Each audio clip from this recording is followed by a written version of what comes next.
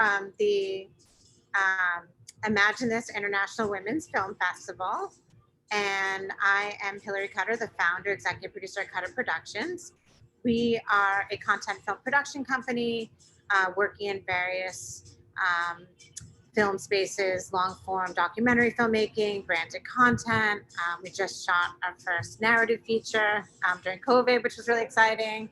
And I'm also the founder of Cutter Connections, which is a female mentorship program that helps unite and connect women in all stages of their career in the entertainment, media, and advertising industry. And you can check out both companies at cutterproductions.com and cutterconnections.com, and feel free to reach out to me if you want to learn more. But more importantly, today I am joined by Lydia Hearst, model, actress, and producer, who's best known to horror geeks from the Sci-Fi Channel Z Nation, on which she plays Pandora. She can also be seen in supporting roles.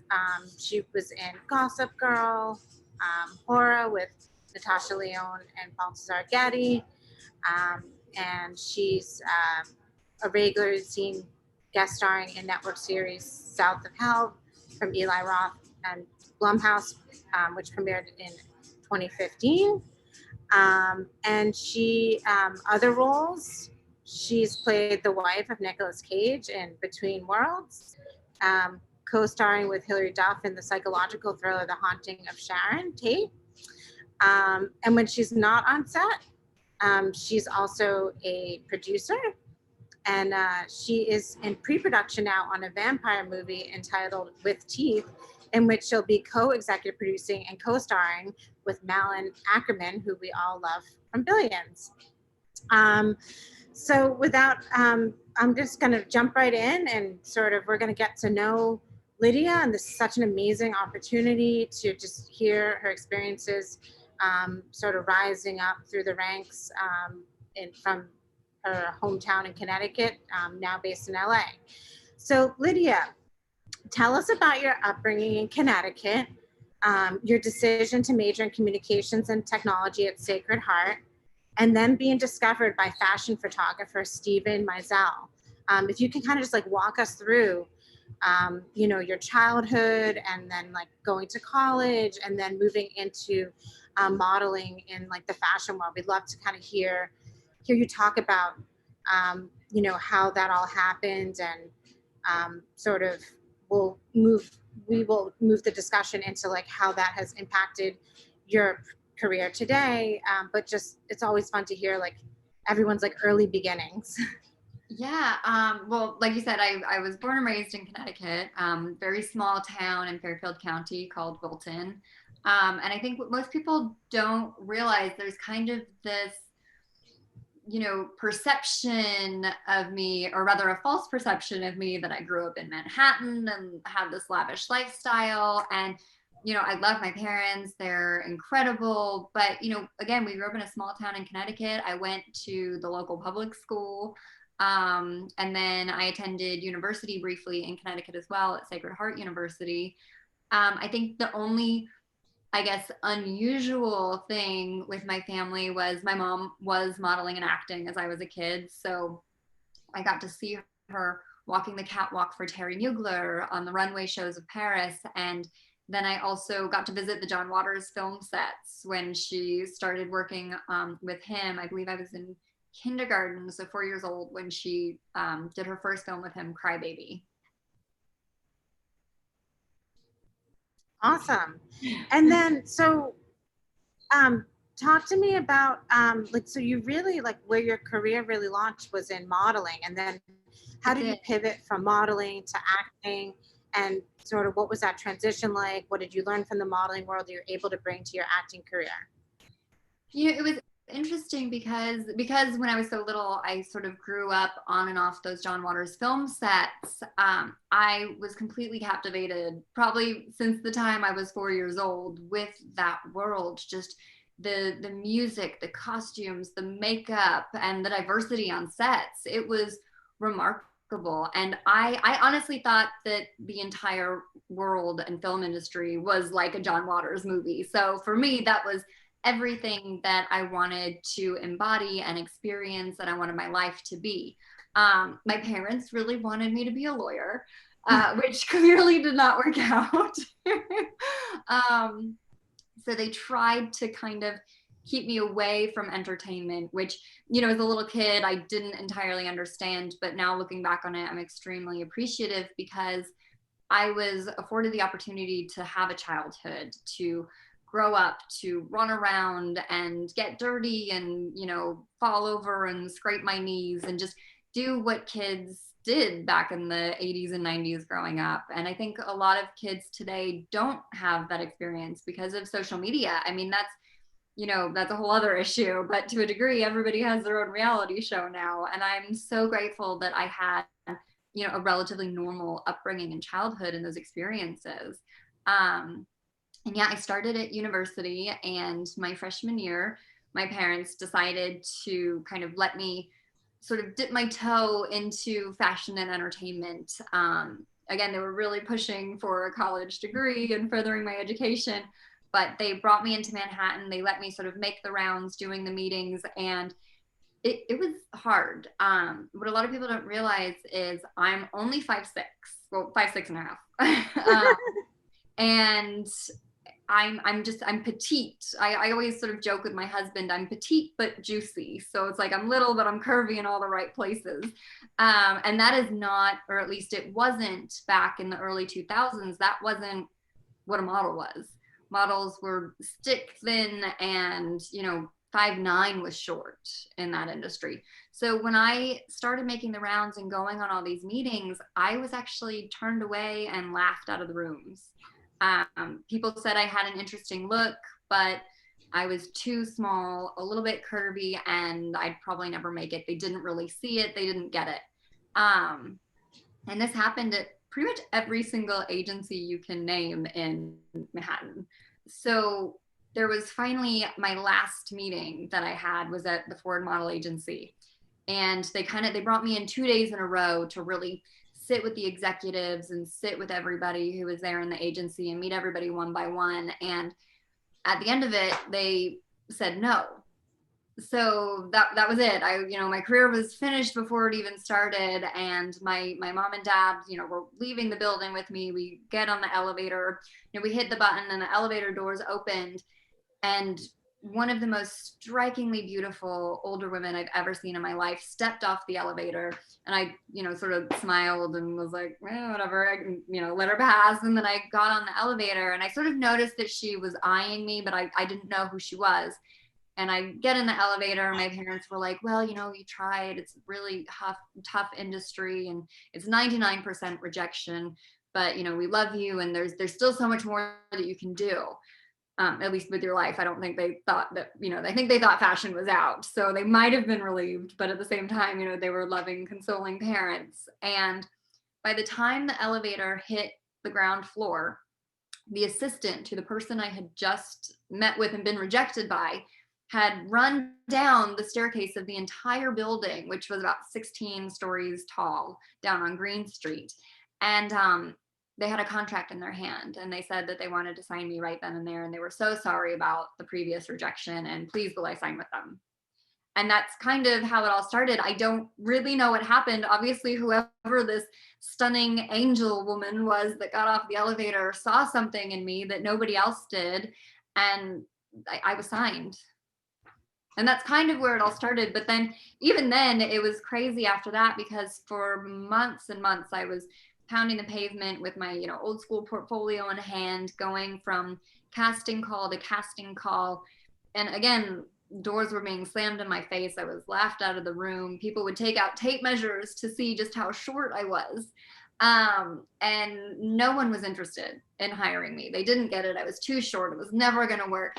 And then I had, you know, one more casting call before I left town to go back to university. And I went in there and I had my portfolio, and I was sitting in this like little lobby area. I'd signed in with the reception. I didn't really even know where I was. And the assistant to whoever I was supposed to meet came out and flipped through my book and then closed it and sent me on my way. I never even met the person I was supposed to meet with. And I thought that was it. I went home, I went back to university, and a month later, I get a phone call from my agent at Ford saying that the next morning I needed to be in the city by 8 a.m. and at Milk Studios because I was shooting with Stephen Meisel for Italian Vogue. And that was it. That honestly, that was the shoot that we did in November of 2003 that came out in April 2004. Overnight. I mean, well, technically not overnight, but in theory, overnight, based on that one shoot. That was completely life-changing for me. It opened up every single opportunity and every door, and I'm eternally grateful to him for having discovered me and having taken that chance. And really, in fashion and in acting, all you need is that one person to see your potential, to see what you're capable of, and to believe in you and to give you that opportunity. But at the same time, you have to believe in that in yourself and not give up, because there's going to be a lot of rejection. There's going to be a lot of hardships, but the lesson that I definitely learned from this is that's all going to be what prepares you for that inevitable yes, and that person to take that risk, to let you to seize that opportunity and give you your chance. And everything changed. So such an inspiring story. And like you said, you can't give up. You have to persevere. You have to believe in yourself.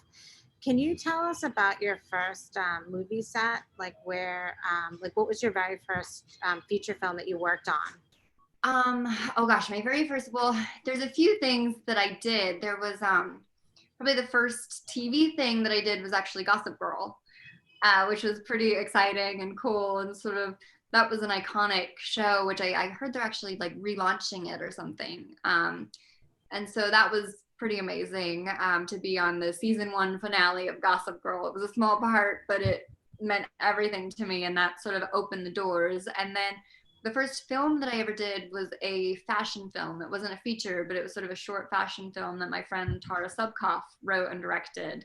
And that was a really incredible experience that helped me truly understand that acting is what I wanted to do, and that I loved fashion. It was so incredible, but that my passion was to act and to really play these characters and roles. And one of the best lessons that I learned from her during that short film that I still remember today is, you don't have to pose, and you don't always have to be pretty, because pretty isn't real. It's not authentic. So just emote, and you want to be able to, I mean, like frowning and all that, you want to be able to move your face, which I know might be faux pas for certain people in the business, but like it's good. The wrinkles that you obtain over time are sort of your life experiences and the lessons that you've learned there. It's almost a badge of honor to a degree, and to be able to emote, especially if you're doing the horror movies and the dramas, you want to be able to cry, you want to be able to really see that emotion and feel it, because life isn't perfect and it's not always pretty, and that is something that you have to be able to express and show through the lens of the camera. And then feature films, oh gosh, my first film, I feel like I've done so many different things right now. My very first film was, I want to say it was Two Jacks, where I had a small role in that, and it was a Sienna Miller and Danny Houston film. And it was sort of shot in the Hollywood Hills years ago, and it was a lot of fun. So talk to us about your producing now. Yes. And how did you move into that? What have you taken from your role as an actor into your producing role? And for other like actors out there, portfolio on acting. It froze a little bit, but I think I understood what you were trying to say. Sorry. It's okay. I think I got the gist of what you were saying, so I think I can answer. Honestly, I think it's equally important to have a presence on screen as it is behind. And sometimes it's even more important to have that presence behind screen. What inspired me to get involved in producing is I wanted to be able to sort of help create characters and create roles and opportunities for people that aren't necessarily always there. One of the things that I do and I sort of insist upon when I'm working on a project, especially if I'm producing a project, is for a global inclusion writer. I think that every single film, especially in today's world, it's our responsibility to make sure that the project both in front of the camera and behind the camera is equally diverse. And I think that that's something that should be mandated on film sets, that they include this writer and that everyone is given an equal chance at getting a job, getting a part, and being a part of the project. And so that's sort of what has led me to become more involved on behind the scenes aspects of this. That's amazing. So can you tell us a little bit about what you've been doing like during COVID, and have there been any passions of yours that you've been able to explore? A lot of us are sort of digging deep inside ourselves and being able to just really explore other hobbies and passions and like artistic experiences. Like what has it been like for you, and what have you done? I've played a lot of my Nintendo Switch, which is not productive, but it has been fun. But I have to admit, it hasn't been the worst thing in the world to have the opportunity to slow down a little bit. I think when you work in entertainment, you're constantly go, go, go and hustling and trying to do anything that you can to sort of keep the momentum going and keep the buzz and generate something. And it's been sort of nice to sit back and relax, indulge in a lot of, binge-worthy shows. I have been writing quite a bit, which is exciting. So hopefully, once the industry fully opens back up, I can sort of explore these projects I've been writing further. And those are projects that maybe I would strictly produce, potentially even direct something. If I were to be in any of them, I'd honestly prefer to be a smaller part and afford the opportunities for other actors and new faces to have chances. And then I started designing candles. I just got my first one created. Hopefully I will be, sending some of them out to people, and I'll make sure to get you guys one. And I'm going to be launching the Hearst Home website. And the first candle, bear with me, it's called Dog Farts. And so it was inspired by my dog and my husband, not for the same reason, because my dog, when he was a puppy and we just got him, we had to switch his food, and he had the most horrendous gas ever. And he started out as a tiny puppy, and he's only 9 months old, and he's already 100 pounds. So when he passes gas, it will clear a room. And my poor husband kept talking about how awful it was and the stink. So I started working with fragrances, and I designed a candle called Dog Farts. And there's a disclaimer on the side that you light this candle in case of canine flatulence. It does not smell like a fart. It actually smells beautiful. So that's kind of one of the other things I've been working on during this time. Awesome. I'm just wondering if we're going to be opening this up to any of hold on a second, let me check with you. Yeah.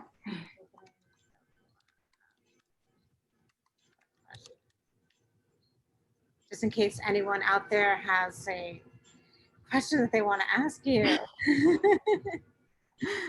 Okay, no questions. Okay.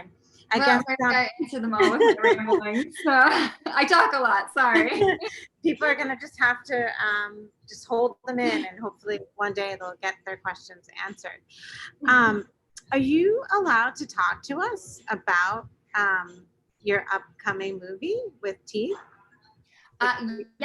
Yes. I mean, I don't know how much detail I can go into, but we just changed the name of it. It's now called Slayers, and we will start filming in, I believe, less than a month. We actually all head to New Mexico, and we're going to start filming.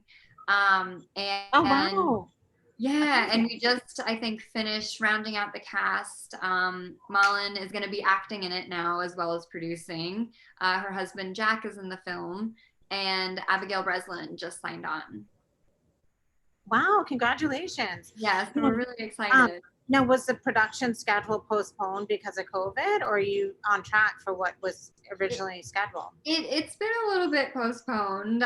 We sort of had to postpone the casting and I guess now Zoom meetings. And so we finally just rounded out the cast, and I believe we're slated to begin end of October.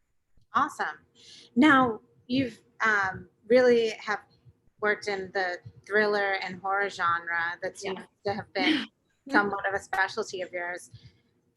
Is there a certain character that you would love to play, or is there a certain genre you would love to explore? What if you can kind of share like any of your aspirations as far as like the role that you would love to play, the role of a lifetime? I don't know if I know what the role of a lifetime would necessarily be. As far as my theatrical career goes, for anyone that's seen anything that I do, I'm more of a character actor. So when I play a part, I don't usually look like this. I usually look totally different and much more grotesque or eccentric or weird. I play a lot of broken, damaged characters, sometimes that are much even smaller in pieces, because I just find the depth of those roles to be more attractive to me personally. And I love transforming and changing myself. And that is one thing that I sort of learned with my background in fashion, that, I change my hair color and you change the makeup, and I sort of have this chameleon-esque quality where I look like a totally different person, and it's really fun and great. So it's almost like every day is Halloween for me.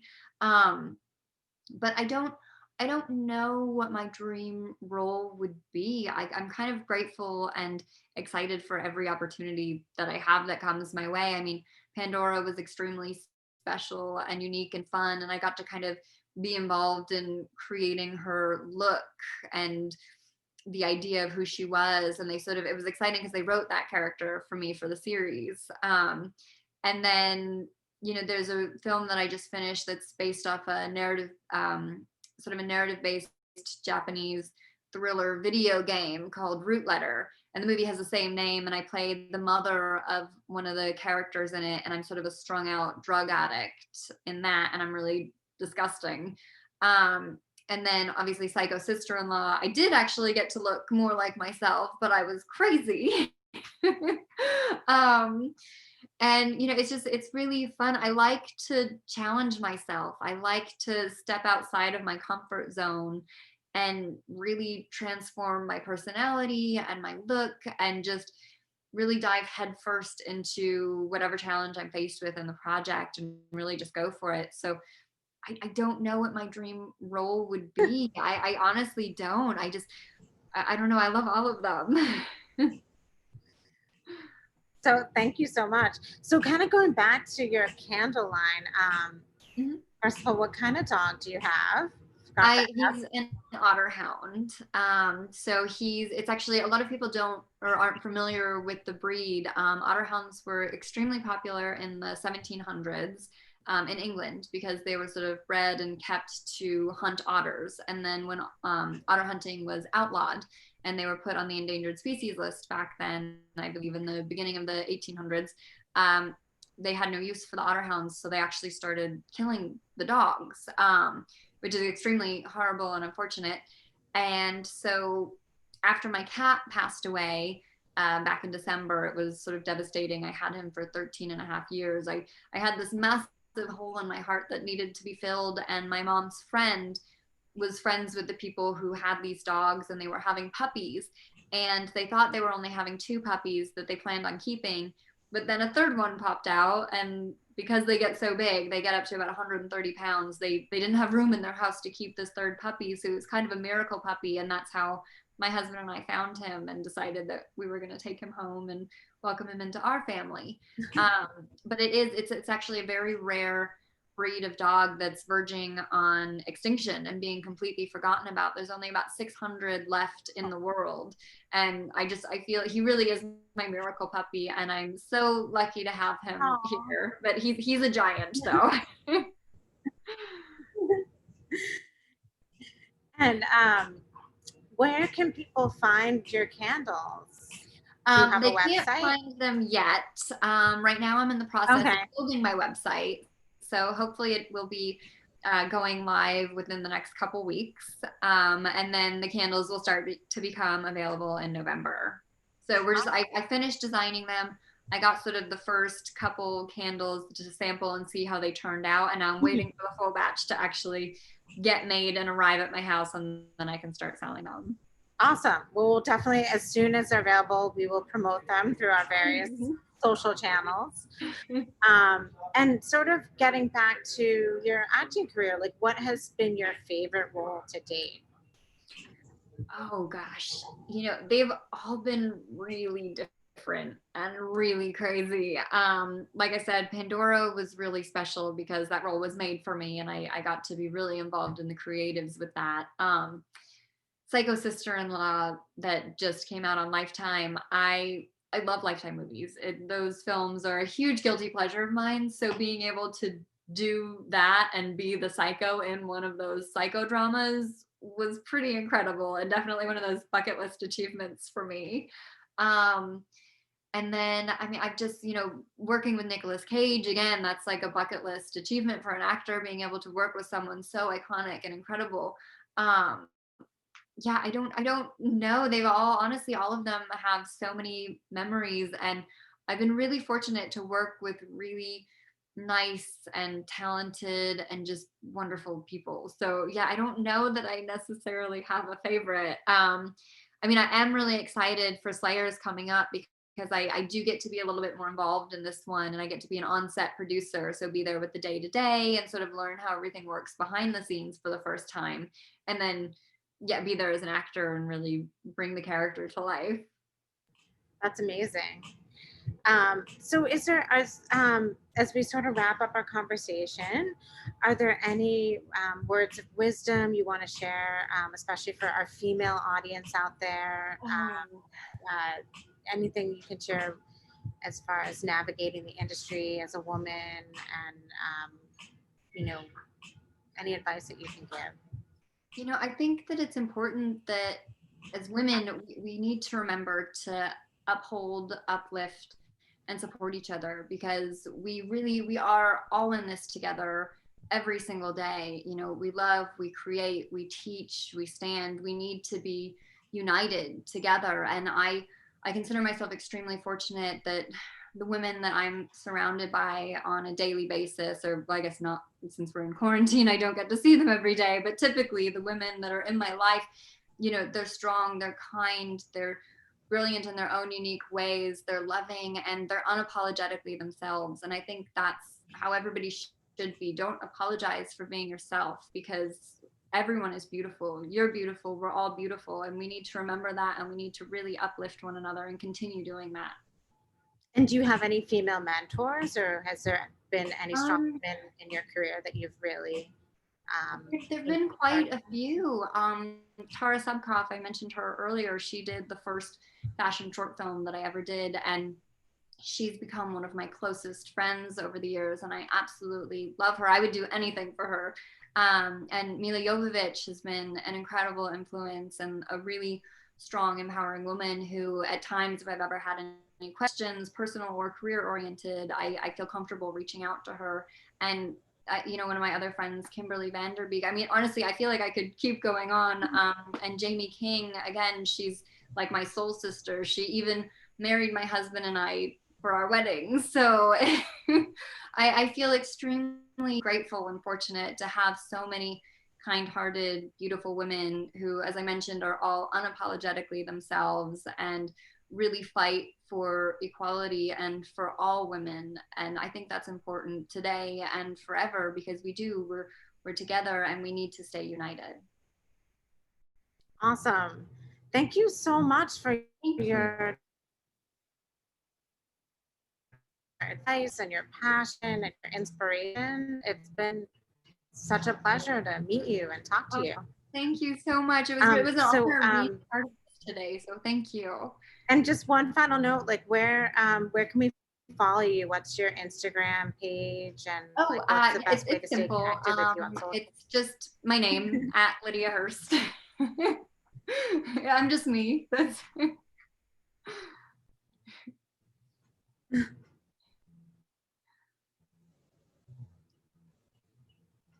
cool. Well, thank you so much.